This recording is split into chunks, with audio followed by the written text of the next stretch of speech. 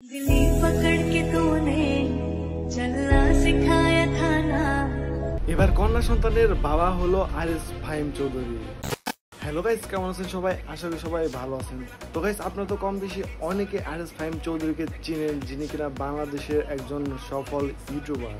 তো হঠাৎ তার একটা স্টোরি দেখা গিয়েছিল, তো সেখানে লেখা ছিল ওয়েটিং ফর মাই লাভ। তো এটা দেখার পর একটু কনফিউজিং লাগলেও যখন দেখলাম যে তার ফ্যামিলির মানুষজন সবাই হাসপাতালে অপেক্ষা করতেছে, তার মানে তার কন্যা সন্তান আসতেছে, মানে সেটার জন্য সবাই অপেক্ষা করতেছে এবং একটু পরে কিন্তু সেইটাও হয়ে গিয়েছে এবং তাদের কন্যা সন্তান হওয়ার পর তারা সবাই অনেক বেশি খুশি হয়েছে।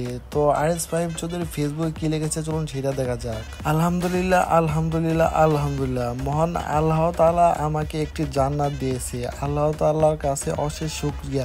সবাই আমার মেয়েটা আর মানজিয়ার জন্য দোয়া করবে। তো মানজিয়া আপু এবং আরিস ফাহিম চৌধুরী মেয়ের জন্য অনেক দোয়া রইল। আরিস ফাহিম চৌধুরীকে জানাই কংগ্রাচুলেশন। মহান আল্লাহ তাআলা নবজাতক এবং ওনাদের সবাইকে সুস্থ রাখুক এবং নেক হায়াত দান করুক। তো গাইস, আজকের ভিডিও এই পর্যন্তই। যদি ভিডিওটি ভালো লেগে থাকে অবশ্যই লাইক দিবেন, কমেন্ট করে আপনার মতামত জানাবেন, শেয়ার করবেন এবং এই চ্যানেলে নতুন হয়ে থাকলে অবশ্যই সাবস্ক্রাইব করে পাশে থাকা বেল বাটনটি বাজিয়ে দিবেন। ধন্যবাদ।